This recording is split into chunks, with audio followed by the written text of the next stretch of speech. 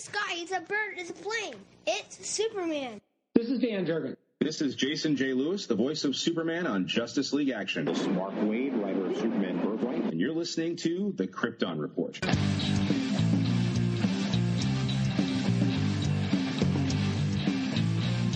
The Krypton Report podcast is dedicated to all things Superman, Supergirl, and the planet Krypton. We discuss movies, TV, game, comics, and all things DC. So join me, Tyler, with my co-host James and Jania. Welcome to the Krypton Report as we discuss the end of Supergirl. We've taken a beat. This episode was actually supposed to come out before, so we're actually our most previous episode was actually 295, but this is 294 because of life and some different things that have gotten in the way of actually being able to record this. It's crazy. Selah has been sick. Of course, James is still taking care of his newborn baby girl. Yes. That takes up time, so it's coming at us a little bit late, but it also gave us a little bit of time to just kind of digest and think about the episode. So we're gonna get into it. We're gonna kind of skip our usual what's news, any comic reviews. So we got 2 episodes to talk about, and we're just gonna kind of get into it. So if you're joining us, thanks. I'm gonna crack open my gift from Black Adam. Ready? Here we go. Thank you, Black Adam, for the wild orange Zoa that you have bestowed upon us. Well, I'm just having my good old-fashioned coffee. And see, I want a coffee. Hear me? I'm dealing with a sore throat this week. That's because Bought a little something. Let's see, James. Maybe because 2 days ago here in Ohio, it was 70 degrees on Wednesday, and now it is 29.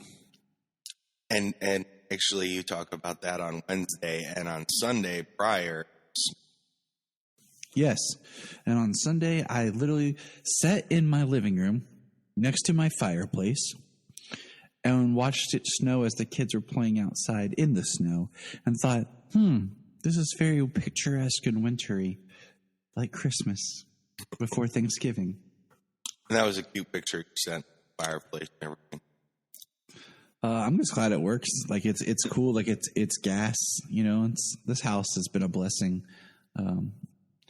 But that is what's up with us, everybody. Yeah, it's just, and we didn't want to rush through this. You know, we wanted to give ourselves enough time to actually talk about this. Because, you know, as I said before, the founding of this show, when it was originally, it was supposed to just be the Supergirl branch of all the other shows when we were with Southgate Media, talking about the different DC shows.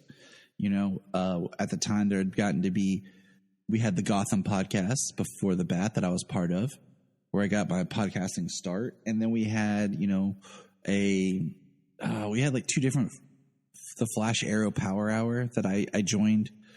And then there was a Legends. And then I guess all kind of started to get wrapped together because there got to be so many shows. And then over time we've branched out and done, you know, this podcast differently. But this was part of its inception, this and the TV show Krypton.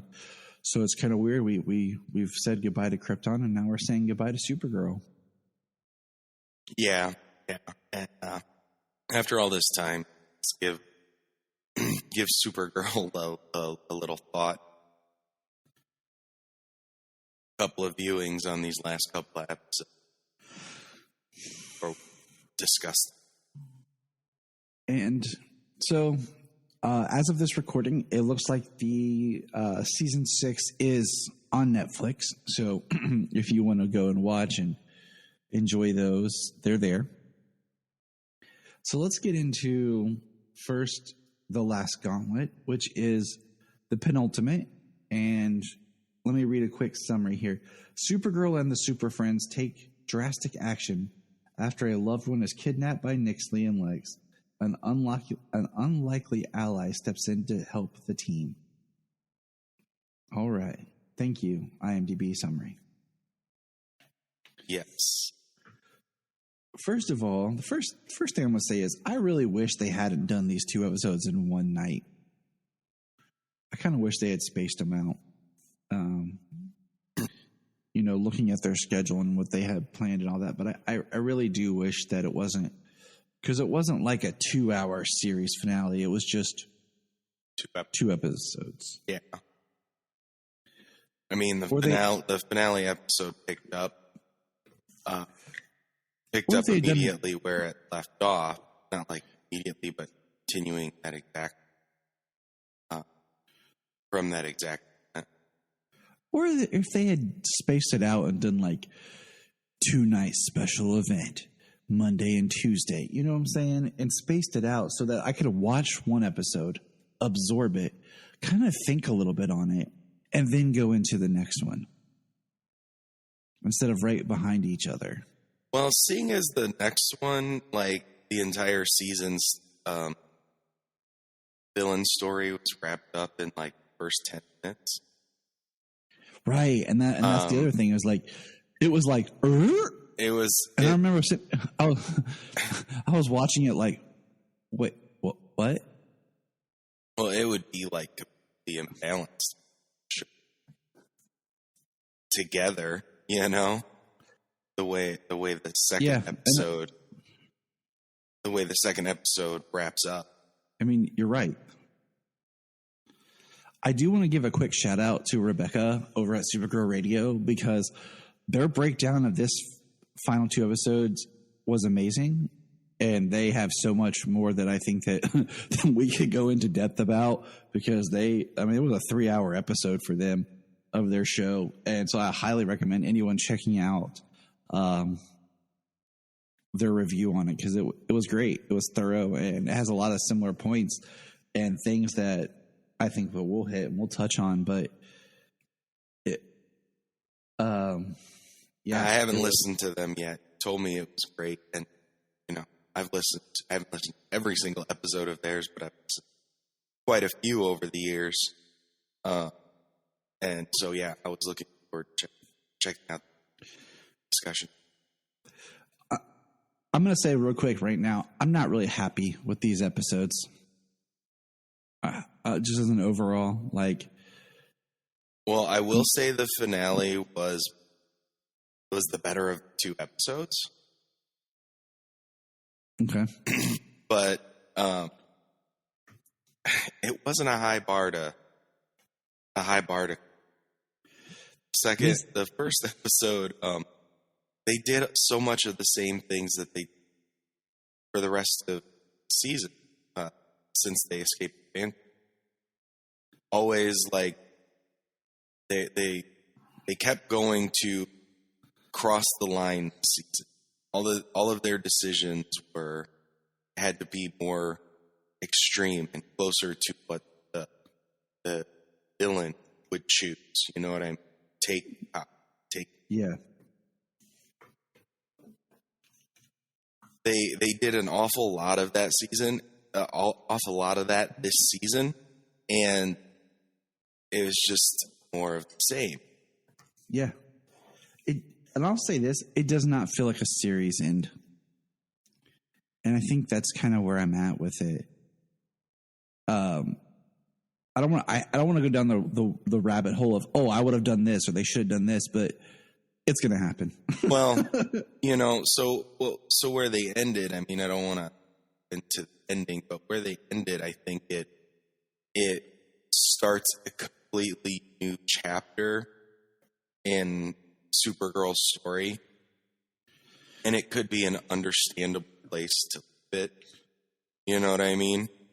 Yeah, but also I think about it's part of a connected universe, and then that just Let me put it this way: the comic stories that they took it from aren't that old, so like they've caught up to Super.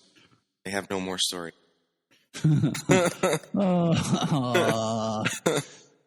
Yeah, they do. Kara secretly has a child from the future. Right. Her daughter from the future. Oh, now they're just Didn't they the do Flash. that on the Flash? Yeah. So speaking of the Flash, real quick. So Armageddon started, and in an interview, Grant Gustin said there is no in-story notation of why, Superman or Supergirl's not there. There's no explanation. Like, we know that Alex is going to show up on Armageddon, but there's no reason. He says the truth is scheduling. He's like scheduling and real world stuff. So there's no like great explanation of why they don't show. They tried to get Tyler, I guess, for part, and it was just scheduling.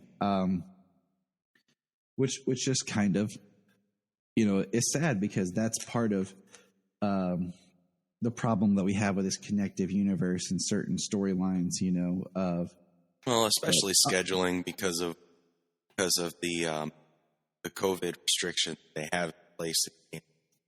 You know what I mean? Yes. They are much stricter. Listen to any interview, people talking. Anybody lives in Canada, every time they go back, they are shut in for whatever it is, 10, 14 days. Mm-hmm. And they come to their place of residence and test them. But they have people who actually go to your place of residence and test you. You know what I mean? It's so they're maintaining a strong control on not allowing. And I mean, that's why they're able to film. Yeah, I mean, they're able to film. They're able to continue this. It does change the background of the shows, because it's always on the main cast, but there's no longer extras, and there's no longer too many people around in the streets or in the background. Yeah, this would be a perfect time for No Man's Land. Right, absolutely. Like Flash, No Man's Land. Supergirl, No Man's Land.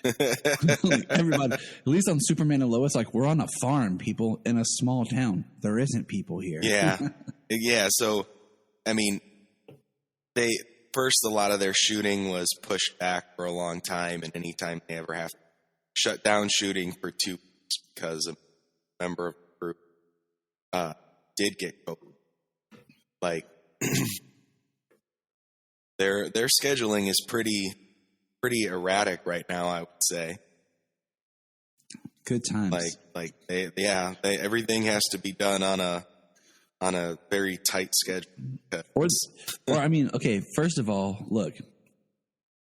One, they could just green screen it like they did a certain character in Supergirl, and we'll talk about that in a little bit. Or, like our man Zack Snyder did with Tig in Army of the Dead. Okay? So don't tell me they can't figure it out. You can set up a green screen in someone's hotel room and film, okay? Yeah, I mean, you really can these days with technology. So let's start with the last Gauntlet, because we're going off. First of all, sadly, my theory was not correct. William did not come back as Doomsday. Yeah, that was with the multiverse all coming into one Earth. He did not pop up and come back as Doomsday. So that was sad. But we started with his dead body in the corner with a sheet on it, awkwardly. That'd have been Superman in another. You know what I mean? Get killed and come back. Yeah. Maybe he'll come back. Maybe we'll get he'll punch through the coffin. 6 years ago, the megahedron exploded in Fort Ross. This is our first reference to season 1 post-crisis, I believe. So it was kind of cool to hear Fort Ross, megahedron, and then they talk about, so that was cool. And there's a bridge, a magical bridge that we knew nothing about, that no tech or superpowers work. Now, the reason why I say post-crisis is because if you remember right, Fort Ross crashed in the desert. And this bridge is in the woods, in the forest. Putting that out there, that maybe post-crisis, Fort Ross crashed in the woods. Hopefully it was hopefully it was not a campground or something.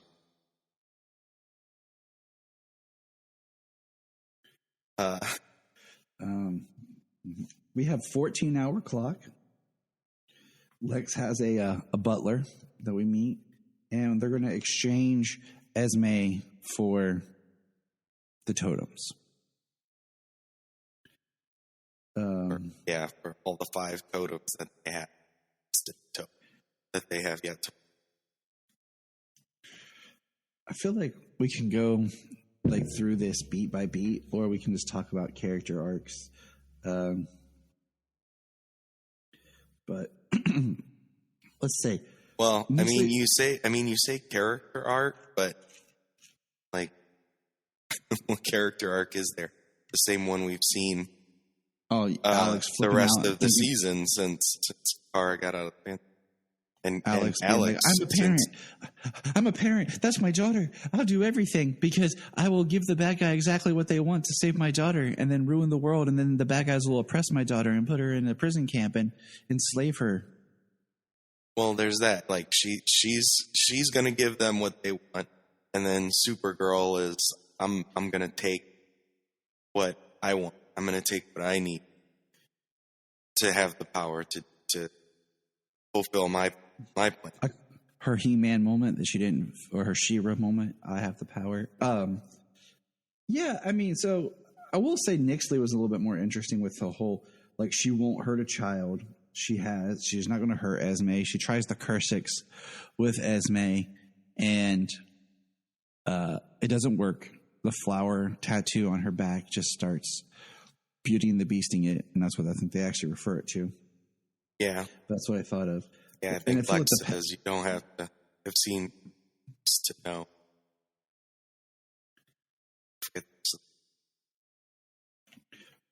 Can we just state that the most worthless character in this has been Akrata? Can we just toss that out there? Oh, absolutely. Okay, one, they gave her nothing post-crisis in this season. Like, Rebecca, I want to give credit where credit's due. Mentioned, like, they should have given Andrea a storyline about being with Lena on the whole witch journey, because the medallion was technically Lena's mom's. Remember that? Oh, yeah, wasn't it?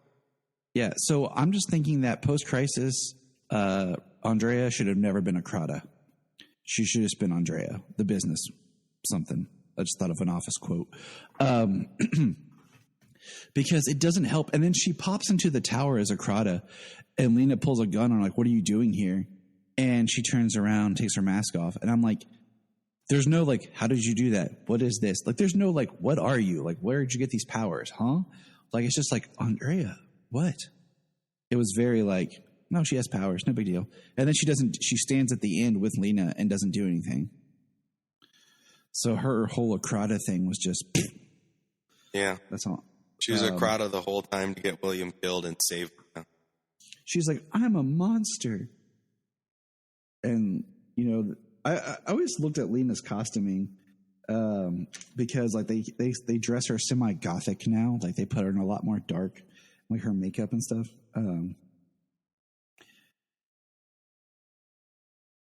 Oh, yeah, yeah, absolutely. Yeah, they have. Dark eyeshadow because she's a bitch now.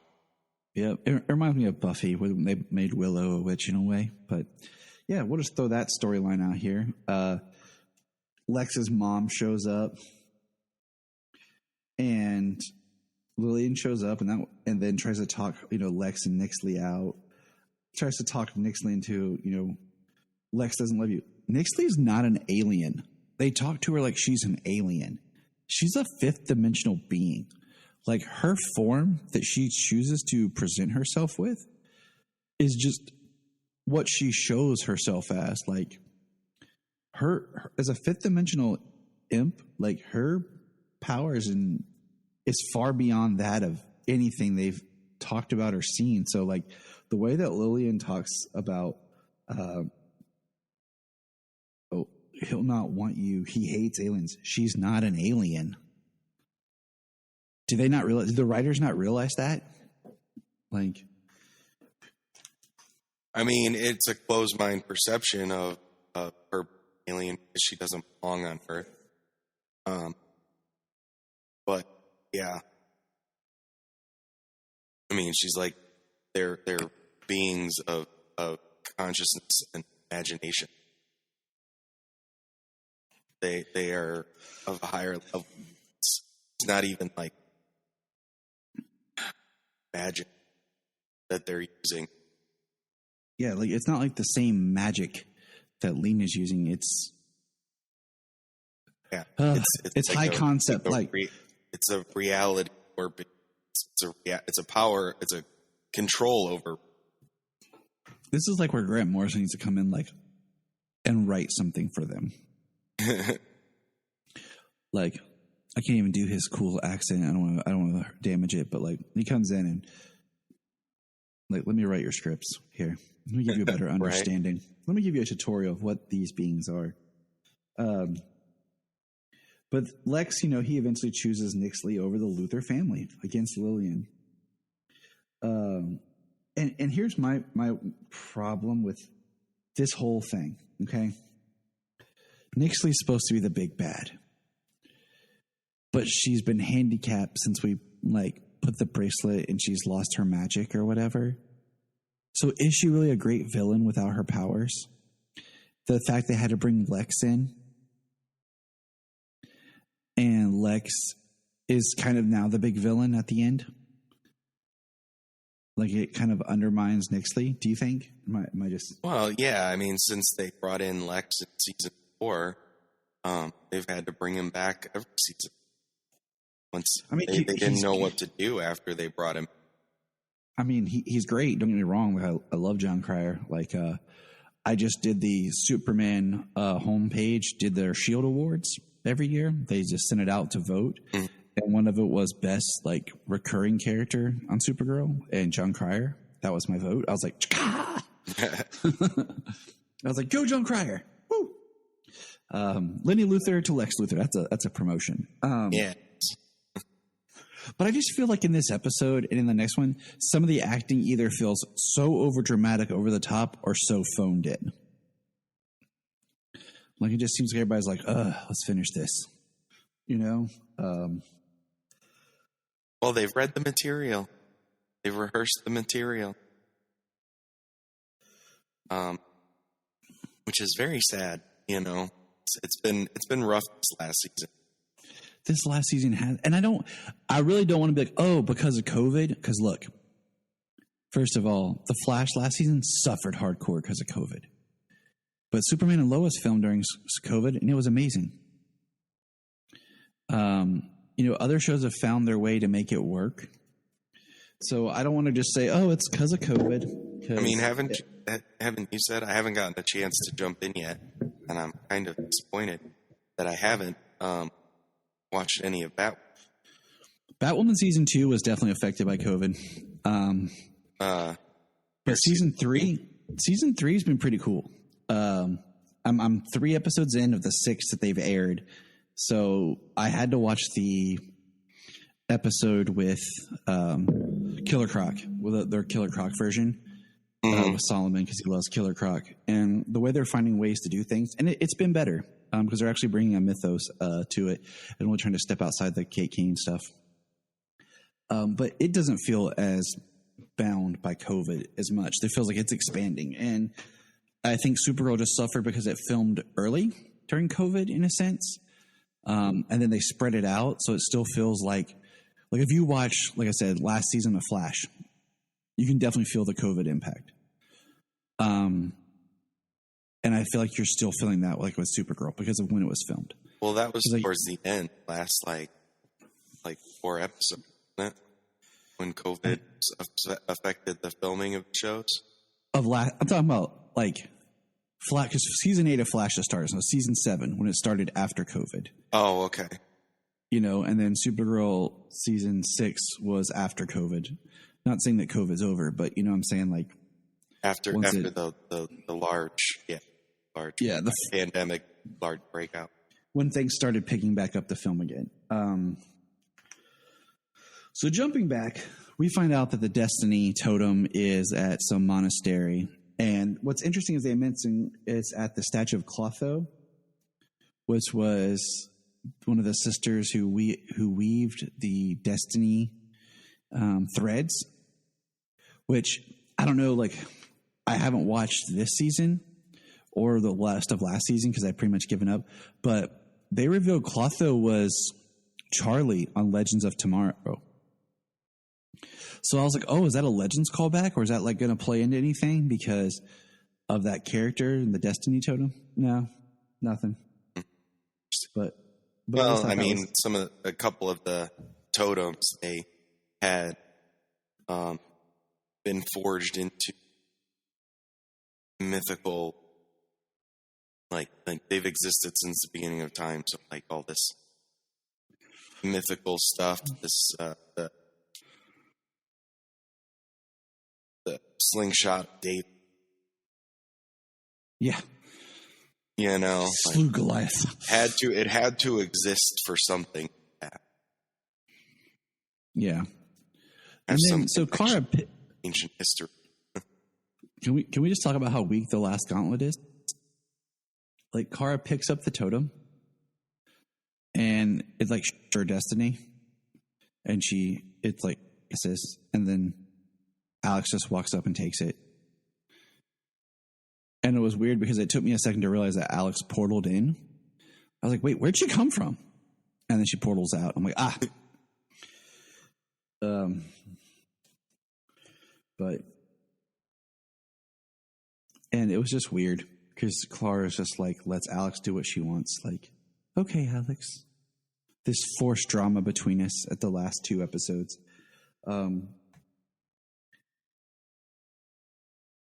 And they're like, Kara makes the comment of, I had to let her go. I had to let Alex and Kelly go. Really? Really? I don't know. I just think it's dumb. But okay. Yeah. So I didn't like it the way she just showed up, took totem. Let's get into the next dumb part, okay? So they're going to use satellites to supercharge Kara with the sun. All right? They're going to take control of these special government satellites they used for farming and sunlight, and they're going to basically kill the sun. Kill the sun. Let me repeat that again. Kill the sun. You with me, James? Yeah.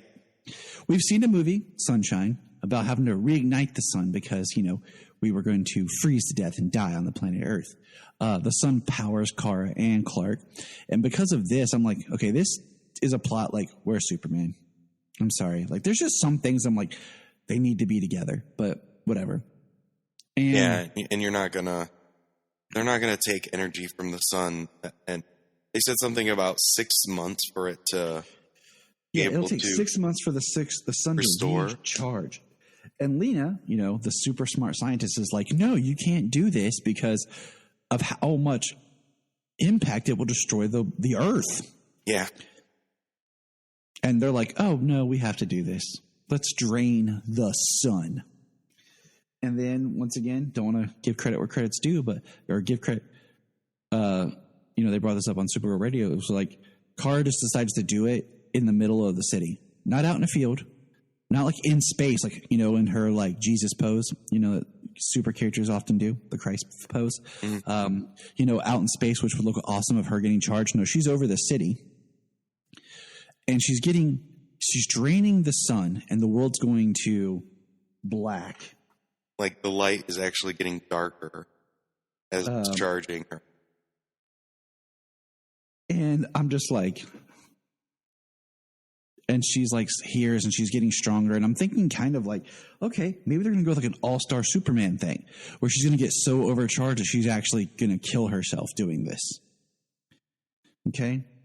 And then we see, the same extras, one being the bartender and different people. Well, I thought about that also, the all-star Superman. They had Overgirl was overcharged by the sun, and she blew up. Like, did that not exist? Did that not happen? Post-crisis, we're going to do this story. Maybe. But what kills me, this is what kills me. this is where it gets stupid.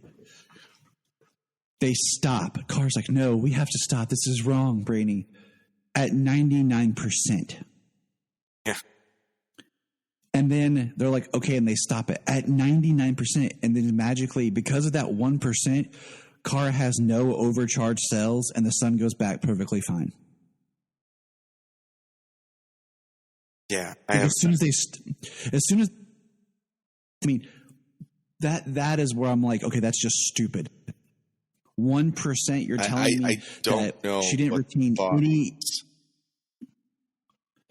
She didn't retain any of the energy. It's like if I drink my energy drink here and I leave 1 ounce, I still have energy from my energy drink. Right. I mean, they did say something about some kind of like solar, solar flare that they're going, and they have to like initiate it or something. But yeah, I mean, they're blasting her with it. Are they talking about the whole time was like a charge up for this one blast, and then they refused to do it? But wouldn't she still be charged up in at least from whatever they're like? It makes absolutely no sense, and they were not willing to describe it either. Yeah, and then they just stop, and then the military shows up, and I'm like, what's the military going to do? Really? It's not like the Department of Defense, DOD, showing up with their kryptonite weapons. That'd make more sense. But no, just the regular army. They're mad. They got the secretary got there pretty fast, and we got parkour Brainy again. So that was awesome.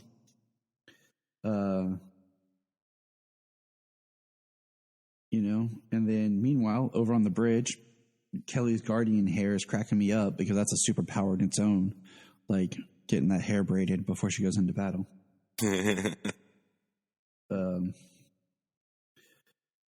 But they give Lex the totems for Esme. They get Esme, and then Lex blows the bridge, which is kind of weird in a sense because the bridge is not supposed to let tech work, but a bomb is kind of tech. So I don't know. We're just going to go with it because I feel like there's no logic to anything anymore. The people,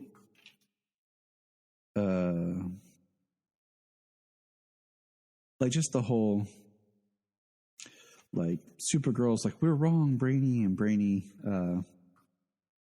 Martian Manhunter, and I don't know. It's just all stupid. I'm sorry. Yeah. Like, I hate saying it, but it's like you're shorthanding so much story points and beats, and you're building to what exactly? Because now we go,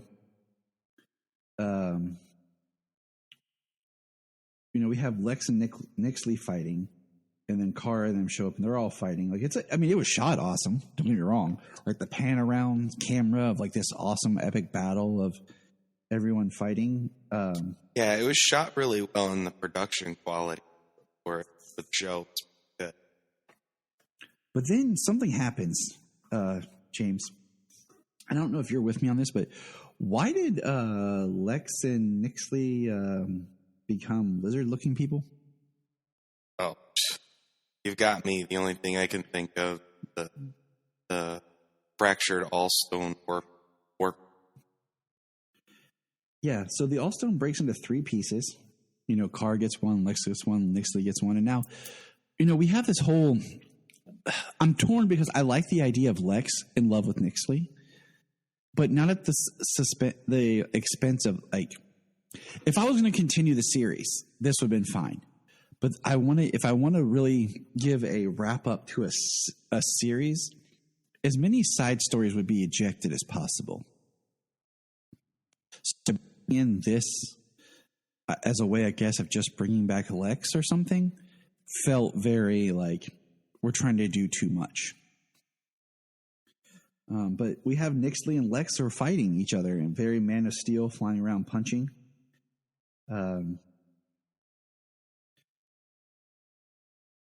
And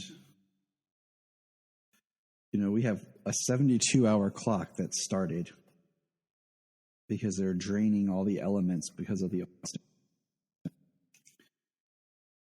And I'm like, this would be a great time to call in reinforcements, Kara, but whatever. And then, did you know that this episode was inspired by Halloween Town 2? Did you know that? Yeah.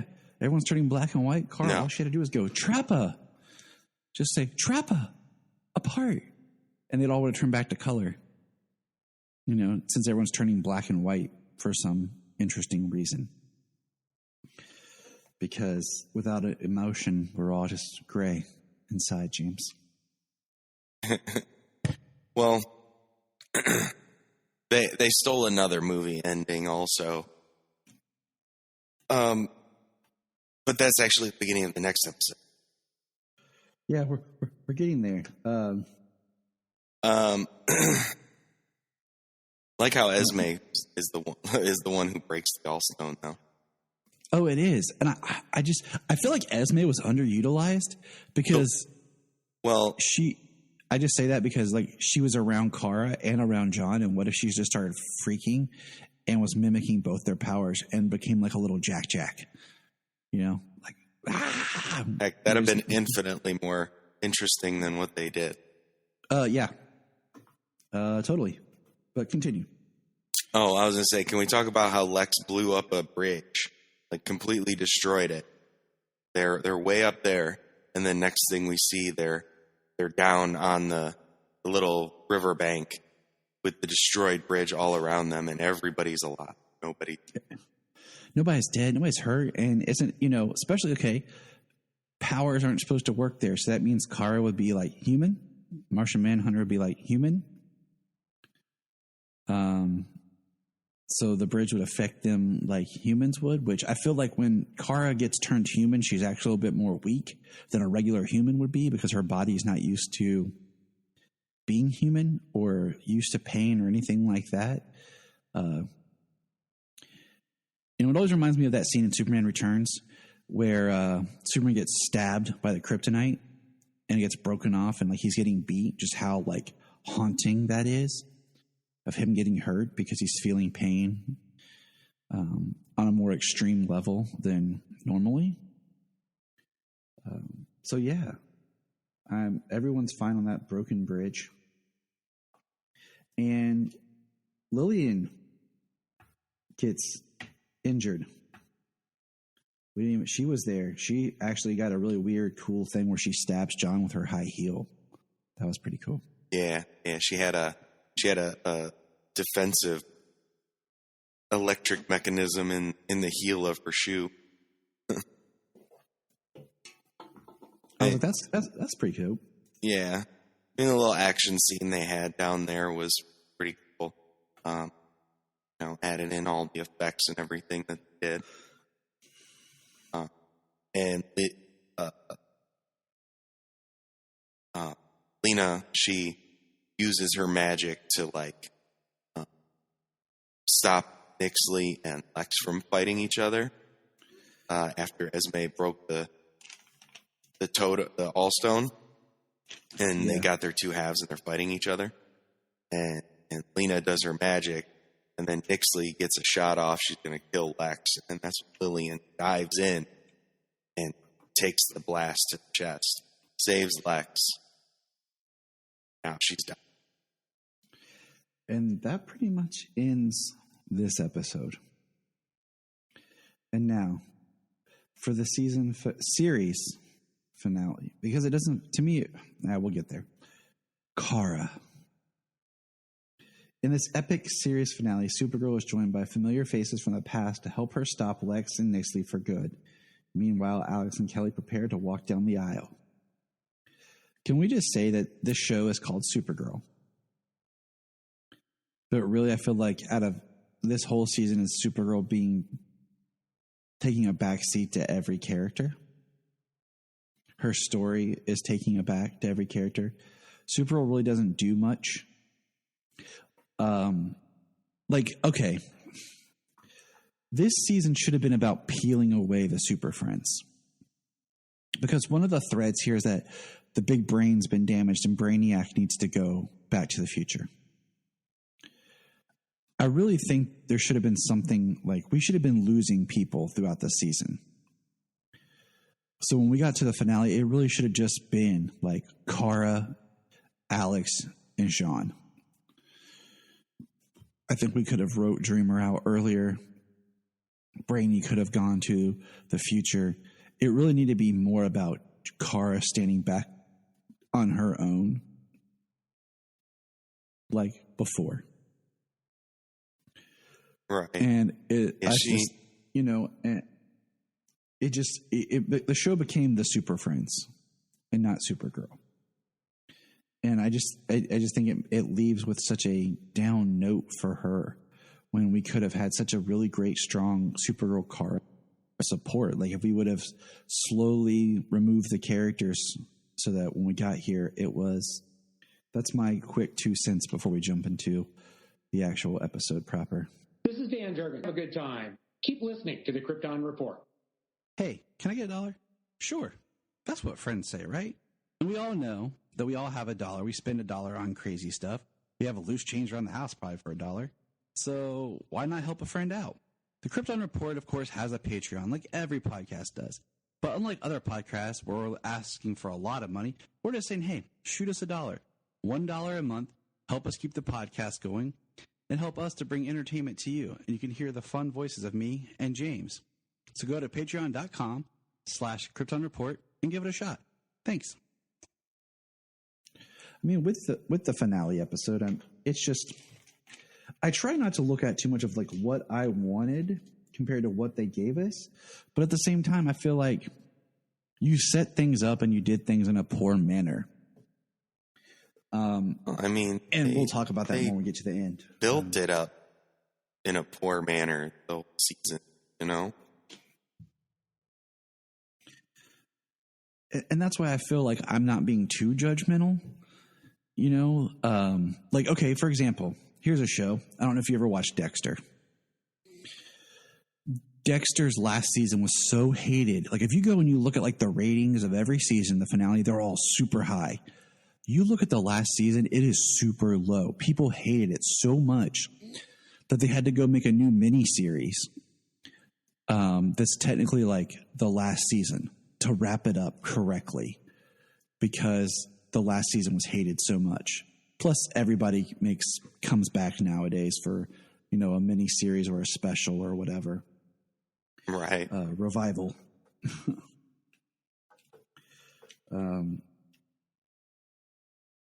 So Lillian is dying, and she knew Lena's mom was a witch. She knew Lena had powers, and she put totems and whatever around the house so that Lillian did so that Lena her magic would not grow. So they try to give off this nice little send-off between Lillian and Lena, and it works to a point. And then Lillian dies off screen. I mean, at least to Lena, she said, forget Lex. Own who you are, own your power.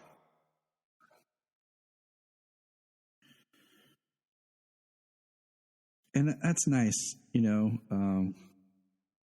But at the same time, I'm like, okay, was that earned? I don't know. Maybe. Was it just because she's dying she says this? You know, it's because she saved Lex, and now she wants to save Lena in her own way. I mean, I guess. But yeah, she dies off screen. Lena feels a newfound, closure to her relationship and closure ability with her power. So I mean, that's good. Mm-hmm. So I mean, don't get me wrong, that's good. Kara does her Brandon Routh fly over the city and just listen above the city. And then she says, my mission was to save them, to be Earth's hero. You know, she says, I was to be their hero. But wasn't Kara hiding until Alex was in danger? She wasn't trying to be anyone's hero. She was just living her life. And it wasn't until Alex was in danger that she decided to be Supergirl. I don't know. It wasn't. I don't think it was her mission either. Like her only mission was to take care of her cousin. Right. It was like, she kind of fell into being Supergirl.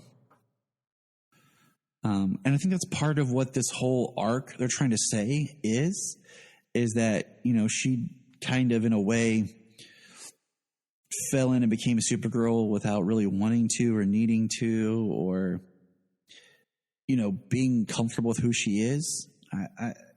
We'll get. I mean, that's the resolution to the series. I guess so. But she gives another speech.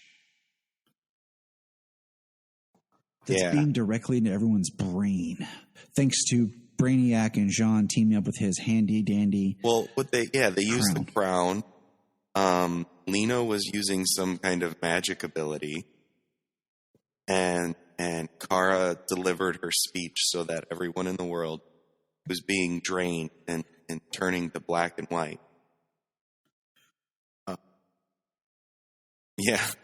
So that way they would take their power back.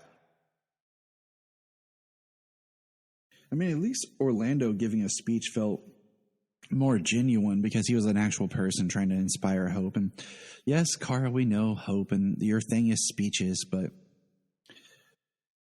it's like last season on The Flash was a lot of speeches and talk because they couldn't do as much action. So I get that. So I'm trying to go with it. Okay. I'm trying to go with it, but this feels, I don't know. I just feel like you could have done something where she's trying to give this hope speech, but like, what if she had given this hope speech while she was draining the sun? Like it was like cut in between, like, trust me, I will save us all. I don't know. And then we didn't even mention, I hate to say it. But I guess Lex freed Mixie, Mr. Mixel-Pitalik, and he got freed last episode. I forgot to mention that. But never shows up. He just, floated away. So that's kind of funny. Like if Mixie's free, but he's not going to help. Right. Just throwing that out there. Okay. But so Nixie, I guess, has power or something because they're on the street fighting and Lex snaps and we get Metallo, Overgirl, Red Tornado, and who that's supposed to be? I mean, he looked like a giant ink monster. Yeah. I'm pretty sure it's Parasite because it looks like the Parasite we got before. And I also wanted to ask you, do you remember what happened to McGann? Last I recall her, she was on Mars. But I think she came to... Because I don't. She in the end of the last season? Me, or if it was just the writing. I don't not remember what happened to McGann. They just go back and forth to Mars. It's right up the block. James, did I lose you? Ah, damn it.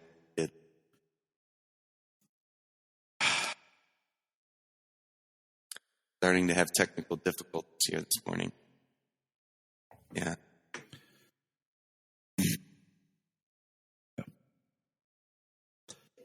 So, I mean, yeah, I think it was Parasite.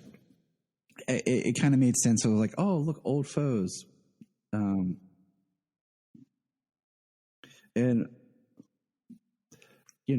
Martian Manhunter fighting a dragon. That was pretty dope. But then...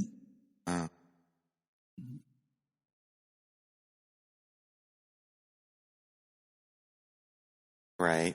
I forgot Parasite was even in it. That's why I didn't remember. And let's not forget. So here we have backup show up. Now Dreamer fought Nixley.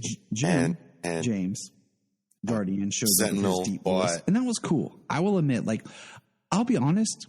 She was fighting James. Parasite. He was a great presence to have back, and I think had we had a little bit more time, an episode. Like a Kelly and James focused episode would have been nice. Like if we needed to give Melissa a break or whatever, like a Guardian and Guardian team up episode would have been pretty cool. Seeing the Olsens together because this is pretty awesome. I will say. Yes. And then Mon-El shows up with his cape save. Yay, Mon-El. And I say that because, as we will get to in a minute, there is no reason for Mon-El to be here. Not at all. They pull the Amazon shield attack on Metallo. And yeah. And we'll get there in a minute because I have a lot of comments about this. But Andrea saves Lena. So there, Andrea, you did something right for once, but really you none whatsoever. should have just been written off this show because honestly, when Except Kara got out of the Phantom Legion Zone, she should have been fired. Supergirl. Or she should have left Catco that episode, and the whole back half should have been her already gone. And that's how we could have got rid of Andrea and William and not drug that out. But we had to kill William because, we needed that death and some sort of, we need our Agent some sort of Agent Coulson, stunt, but whatever. And then the best line of the entire episode goes to guest Helen Slater with a shotgun. And some kind of guilt on Andrea's conscience for her right thing. I wish you would have said, instead of life, I wish you would have said like Earth. Because and what was it, 2 episodes ago, I said, why hasn't, if Alex is getting married and adopting a child, like why haven't they brought the mom back? I could have been a and there she was. in another life. And the fact that Mitch shows up and is with the Super Friends. That was awesome. So Helen Slater appearing, you saved this episode. Thank you.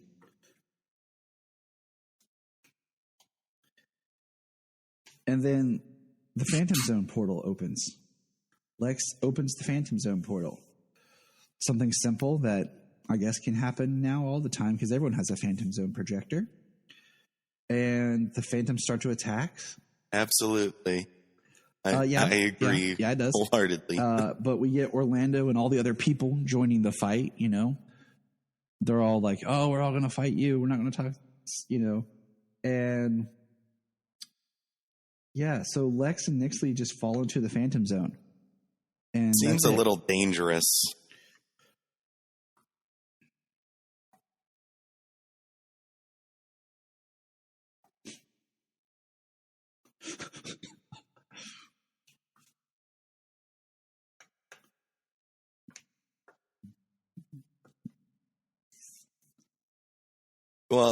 Well, not quite as simple. It was as complicated as the Justice League Steppenwolf ending. Yes, that they stole from the 2017 studio cut. The Phantom sensed fear. The only thing that was missing was James' guardian being like, you smell that. And a great cover-up for fear is hubris. And then after they get pulled into the portal, Brainiac taps him on the ground like, yeah. The Phantoms go snatch Lex and Nixley and drag them off into the Phantom Zone portal. To Jean, and he's like, oh, yes. And then Kelly was like, booyah. Right. But, okay. So the big bads are defeated by just getting sent to the Phantom Zone. Or even says booyah. That's how you wrap up the big bads. In the first 10 minutes is they went to the Phantom Zone of their own creation. Right.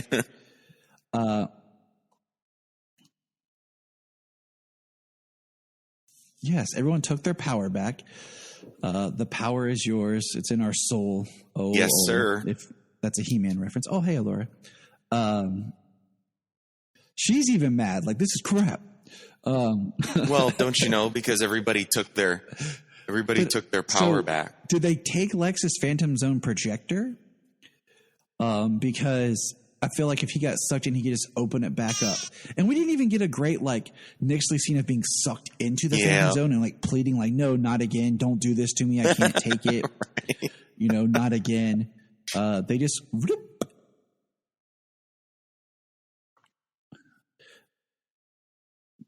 And I guess will Lex survive? I mean, I guess it's a cheap way of if they open the portal on Superman and Lois, Lex could fall out and then there he is.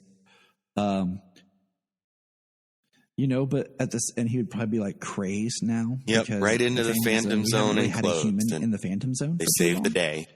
But yeah, so that's how they defeated this, the big bads. They just went to the Phantom Zone, which if that was an option, you could have done that, episodes ago. That's like, what did true. I always say, James, about Superman versus Doomsday? Just open the Phantom Zone projector and, send him in. Like, it's like the simple cheat to defeating any villain. Send him to the Phantom Zone.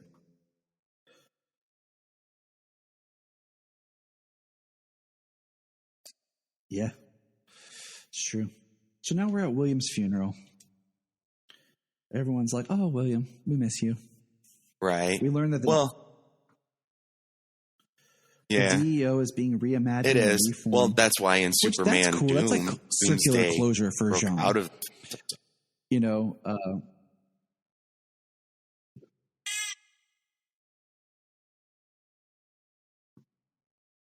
Yeah. Yep, they have a little funeral for William.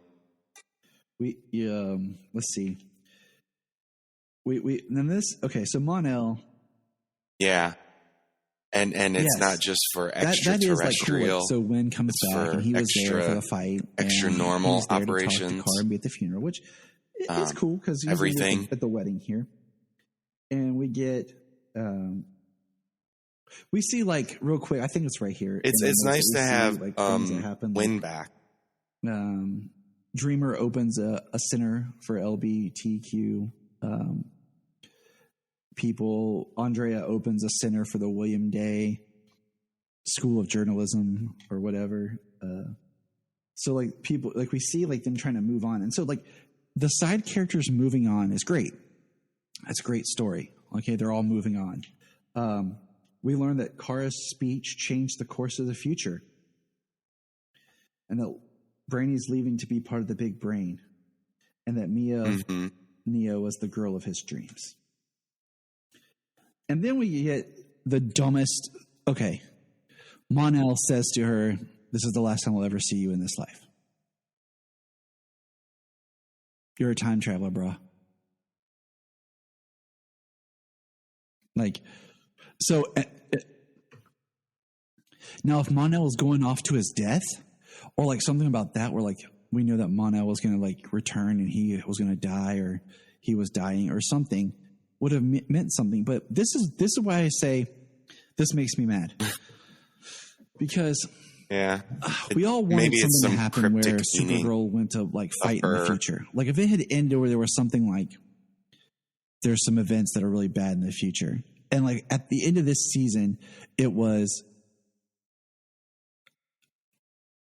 Kara, Nia, and Brainy going with the Legion into the future to help fight the future. And that's where they kind of ended it. Okay. With this like idea, like I could come back, but I'm needed here.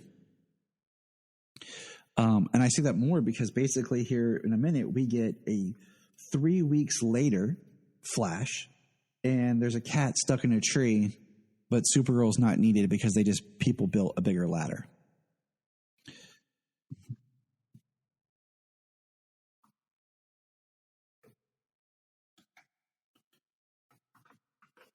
Right.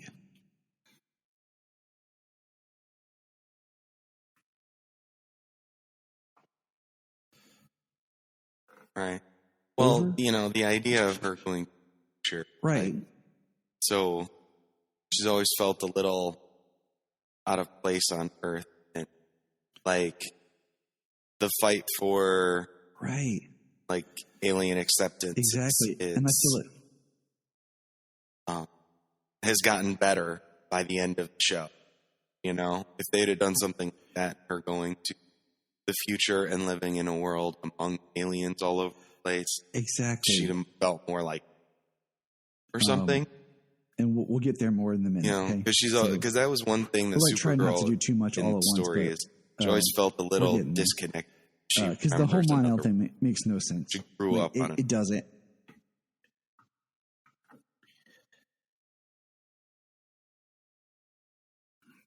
But I feel like it's all drug out. Like it's all kind of quiet goodbyes, and it's all Alex and Kelly's wedding. Like the whole episode is like the rest of it's just the wedding, I And mean, it's the not even the about Kara. last half of this episode Really, it's very, not. She is a takes very such nice a huge back seat. episode, and they did that very well. And that's what I'm saying. I almost wish they would have married Kelly and Alex earlier. And like we got to this, there was more of Kara drama. But Cat Grant calls. It is, yeah. And this is cool to see Callista back. But this was so green screen. You could tell. Like this, she's just in front of a green screen. And somehow she bought Catco back. Andrea, no sense of I'm going to sell or I'm going to move on with my life. Catco is bought off screen out of, surprise. Kara is offered the chance to be editor-in-chief for Catco. And Cat basically says, oh, it's because you're Supergirl. So Cat knows. And we theorized that before.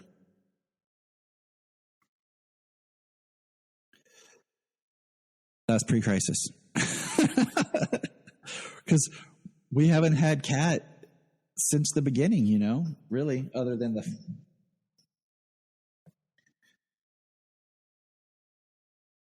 Well, we knew she knew. She called her Supergirl that one time. Was it? Oh, okay. Well, the fact is, I mean, the thing... Right? Well, the thing I did like was like she always treated her as Kara. She never treated her as Supergirl. She never let her skate by on being talk to Supergirl. her as a voice was like great. She always pushed her to be Kara and be a better journalist. So at least that comes back around.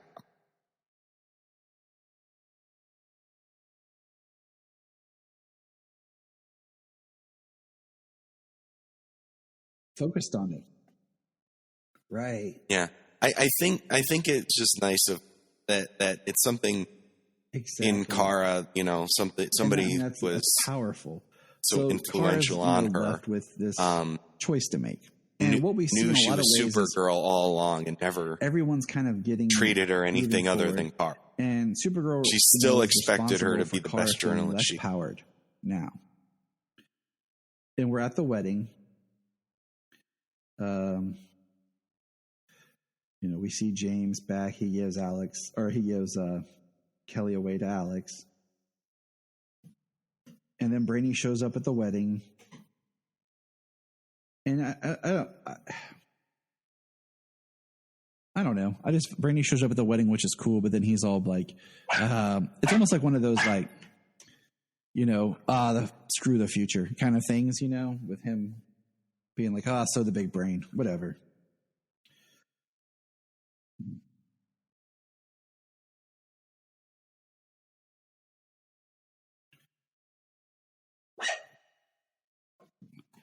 More sense of why they should all just go to the future to fight Crypto. Stop saving the planet. Go back to your lay down. Stop. Yeah. Something about they're always like the future this, the future that. Something about the future's not written. If he doesn't join the big brain, the future's not written. They'll figure out a way. Yes. And one of the highlights of the episode is during the wedding. Oh, I love that episode. It's so fun, and they're all Kara great singers. I guess you can download now. Like I haven't looked for it, but that they get to sing available to get. And I thought that was a highlight because one of my favorite episodes is the musical episode. I have the music. Kara and I have that. That's Barry. I've had that since it was released. Absolutely. But I mean, Win and Kara, I think it's available now because Jania's ringtone when I call her is "Running Home to You." Oh, you can get the music. Cheesy, you can get Grant Gustin singing "Running Home." John officiating the wedding, and okay. Lena's there, and she's looking nice. very goth. That's what I have. What I have in my notes. Oh, you guys are so sweet. God, goth Lena, and.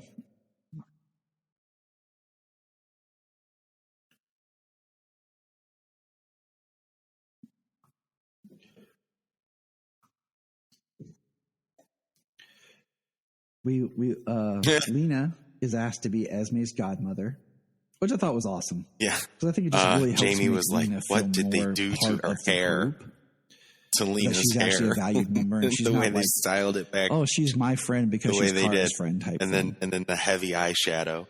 You know, I like that.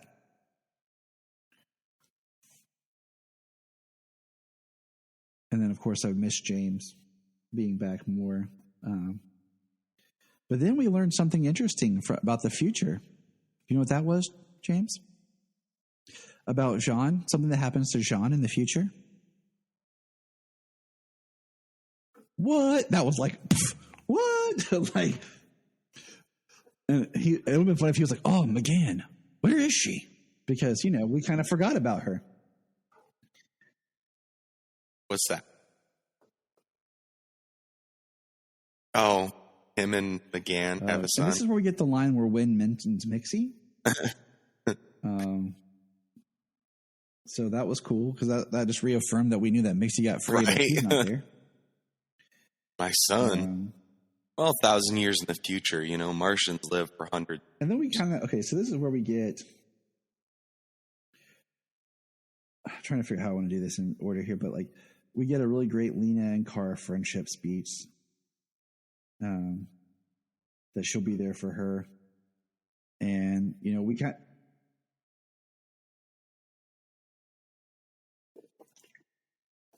yes, it was.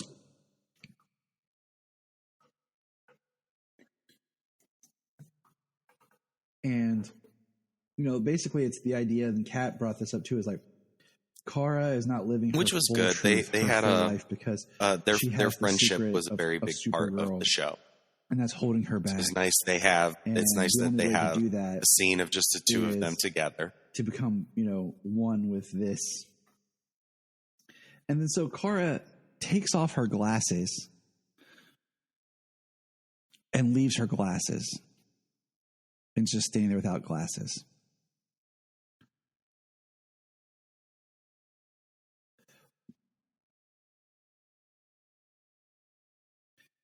So one, wasn't the suit tied to her glasses?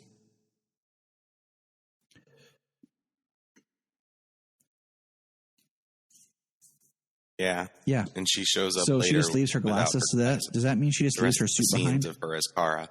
She does not have her Ah, glasses. maybe. Like everything in the show happens off screen. You know, and I mean, so yeah, when they develop the nano suit, the she end of flicks it off her is glasses and her basically suit Cat Grant doing this appears. interview, broadcasted everywhere, all at once. Yeah, maybe she's getting a new and suit. she's talking about, you know, Kara screen. Danvers, blah, blah, blah. Now it's time to meet Supergirl. And it's basically Kara coming out and telling the world she's Supergirl, that they're one and the same. So now she can live open and free as one person. And that's how it ends. And I'm like, that's cool that she, like, you know, that tries to pull back to, like, she never really wanted to be Supergirl, I guess, you know, kind of in a way. Like we talked about Superman earlier, that she was kind of forced to be Supergirl by saving Alex, and then she just kind of fell into it. But at the same time, I'm like, all the issues that we've seen in the comics and stuff since Superman revealed himself, like that's going to fall into Kara now. And that puts her family at danger too. Because, oh, isn't it Alex Danvers, Kara's sister? Let's get her. You know? And that's why I feel like this is a better cliffhanger for a new season. So, like, ooh, the next season is all going to be about the stuff that she goes through. There is a whole open as Supergirl. Like, to me, that excites me for a new season. Right. It doesn't feel like I have closure to a series. It opens up a whole new area of storytelling. And I was thinking about, how do you end a series? You know, do you bring it around to something that you set up at the beginning? Yes, but how many times do they do that throughout the seasons? You know. And so I started reflecting on, what superhero shows have we gotten endings for? In my notes, I have Gotham, Arrow, Smallville, and Black Lightning. Is there any I'm missing?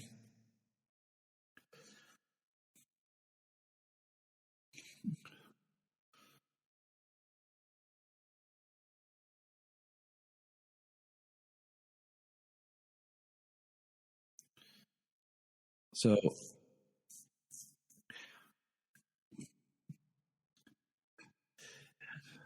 and even Justice League Unlimited, the way it ends, it's a cool end, but it's still more stories could go on. So real quick, Smallville's story was about him becoming Superman. They ran their natural course and ended Smallville the show. Ends where Clark officially takes the mantle of Superman, and the journey to Superman is over. So now the story is of Superman and not of Clark. So I feel that there's closure there for what Smallville was telling. Gotham kind of ended in the penultimate episode because the finale was actually almost like a pilot for a series we didn't get, because Gotham ends with the emergence of Batman. Because much like Smallville, the trajectory was to get him to be Batman, and that's where we're going to end it. And then we have Batman after that. So that makes sense. Arrow ended with Oliver dead. So that's closure there. Mm-hmm. And then Black Lightning kind of ended in this same oddness where more could continue, but we're just going to end it right here. Since, Black Lightning will be appearing on The Flash. And I say all that because with the interconnected universe, it makes it okay, why isn't Kara around? What's Kara up to? What's Supergirl up to? And it just doesn't feel as clean, and I don't feel like this is the end of Supergirl.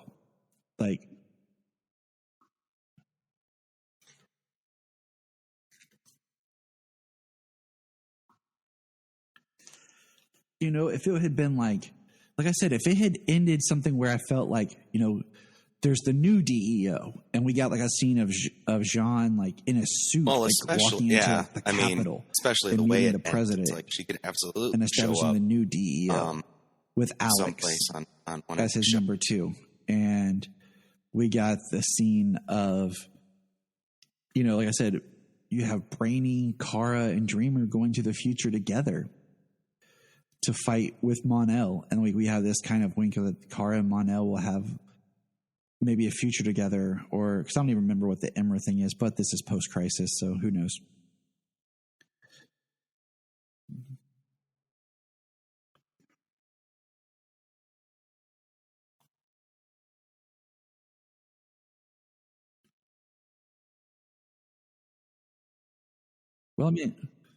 Well, Kara was supposed to be with Jimmy.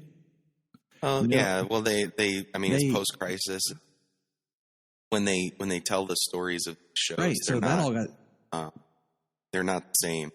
Exactly. Oliver never ends up. I just feel having her being I've done my mission on Earth. I've done what I've needed to do. I'm not needed on Earth. Kara was supposed to be with Jimmy. This is when kind she of goes to the future in some stories, she's with the Brainiac 5. Her so why can't she be with Mon-El in this version and not her Kara Zor-El?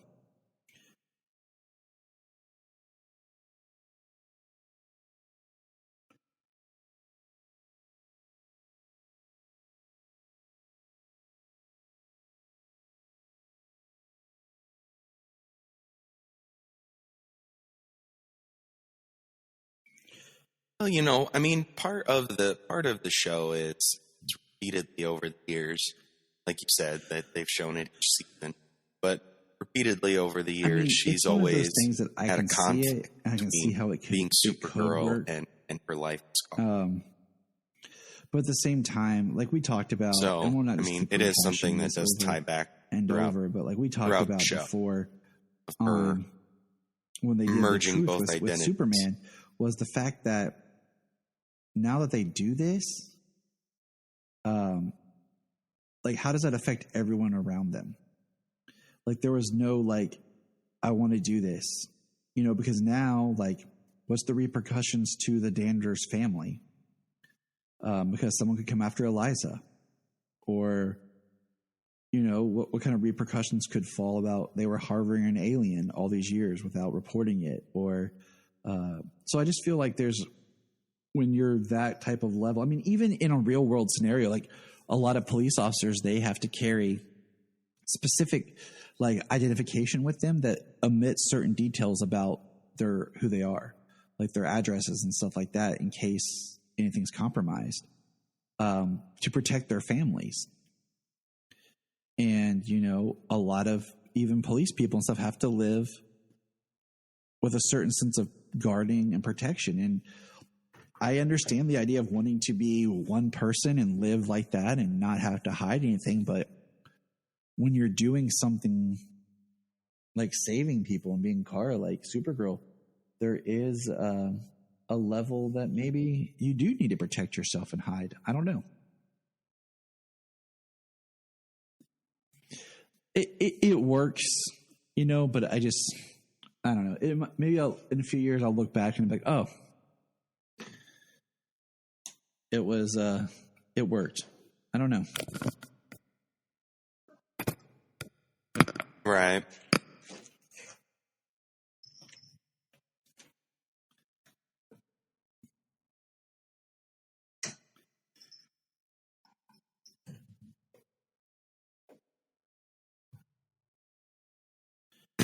I mean, I think it does. Doesn't mean that it was. Doesn't mean that it was great. So I've watched the finale multiple times, but the last Gauntlet I have not. I mean, it was a sad thing that the final season became kind of a chore to watch for the majority of it.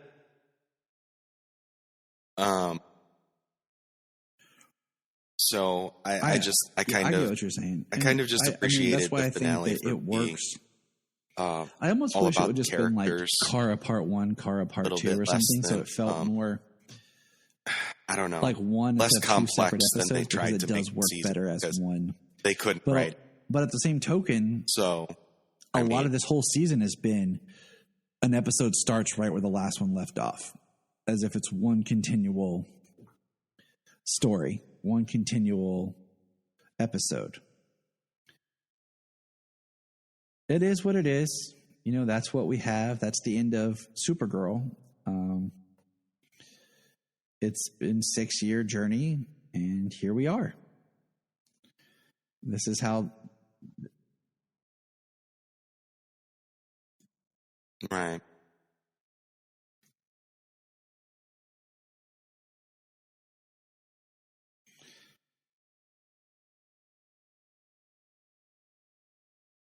For now. Yep. It ended on a nice shot. And that's why I feel like Melissa is Kara, Supergirl. In a way, it's a nice smile, and where, you know, now it's like she's happy she can and just live as Kara, like she didn't have to be Supergirl. And I think that's kind of what they were getting at. The world's been saved. Times, like, it's one of those, and she's empowered, and she's empowered people to help themselves. With him giving up his powers, like, I don't know.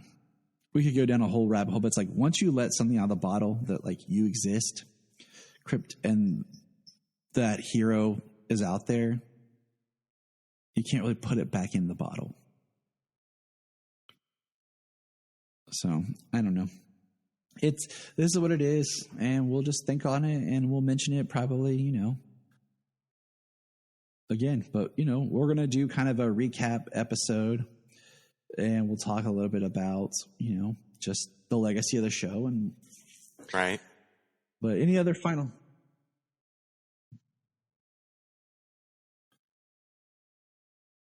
No, I'm not. Yeah, and I'm not against the show. I don't want anyone to think we enjoy the show. I you know, it's been a bumpy road because I love the show, and then it became very much of a very hard show with an agenda. With it being over, it had its good points. It's not abandoning. It's been up and down. So Kryptonian after all.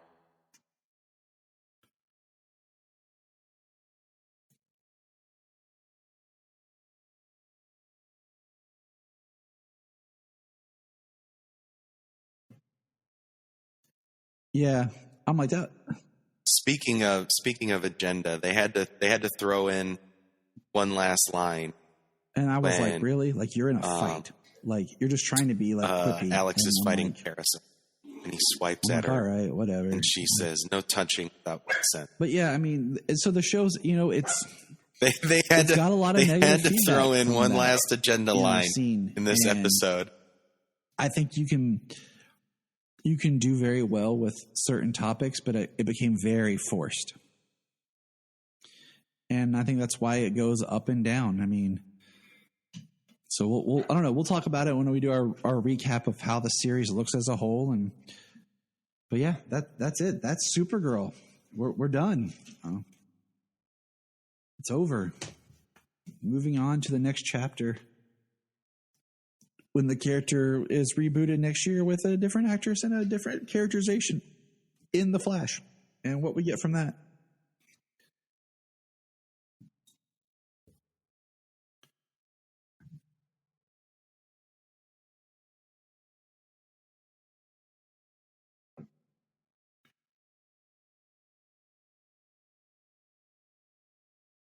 I would love to just see her show up. Like, I need some Superman and Lois looking forward closure. to seeing what happens there. I need her to show up for one episode. I need her just to come in and they're like, "Oh, Cousin Kara!" Like, I need the boys to meet her. In an episode, I need to see some interaction between them. The Flash. Okay, they could have green screened her, a la Zack Snyder, Army of the Dead, into Clark and Lois's wedding. But I think, and it would have been, or they could have. You know what? Thinking about it now. Don't get me on my tangent here. They could have used the actress that played young Kara and had her at the wedding. Unless in the new timeline, technically, maybe they got married before Kara was born or came to Earth. I mean, not born, that could, I guess that makes more sense that she wasn't on Earth yet when they got married, given the timeline of how old the boys are and how old Kara's supposed to be.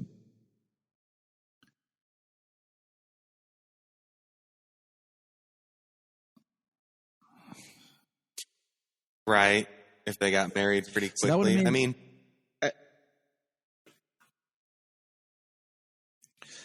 the whole crisis thing. They would have had to. Yeah, they would have had to. They pushed the timeline back. I want to see them interact again. They would have had to push the timeline at least an back episode. By the time she arrived, he was Superman. Probably. You know what? It's was comics. That's what we do. Prior to. That's the point of this storytelling. If you're going to connect it, you have to think these things through. And at least if you're going to do this, I'm told we're thinking about it too much. At least maybe give me a good episode of them two talking. They don't have to. That's the point of comics. Just Kara comes to the farm and they just talk, and Clark talks about how Kara's doing living openly. And he can mention how he don't think he could ever do something like that. That would be a great dialogue between the characters that share the same burden. She doesn't have to be in action. It doesn't have to be like that. It's just her and Tyler sitting and talking would be a great episode for season 2. But we're going to put a pin in it there. James, a pleasure.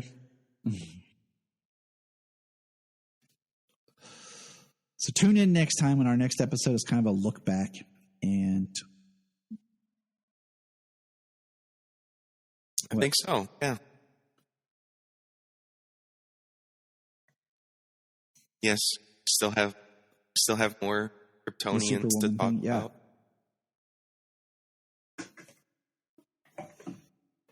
You know what I'd like to do for Supergirl in the future? Tom King's Supergirl.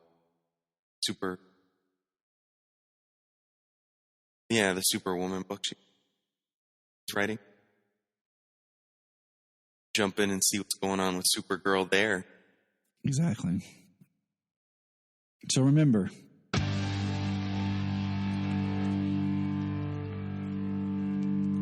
up in the sky. The Krypton Report is a Tears production. We thank you for listening and enjoying, and please support us on our Patreon account, our TeePublic store, and check out our social media. Always remember to look up in the sky. Do you like movies? Of course you do. Do you like comic book movies? Of course you do.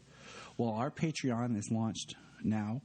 It's $1 a month. That's all we ask. $1 a month to hear great content And right now, one of the biggest things we're doing on our Patreon is movie commentaries. I am a movie person, and I love to talk about movies.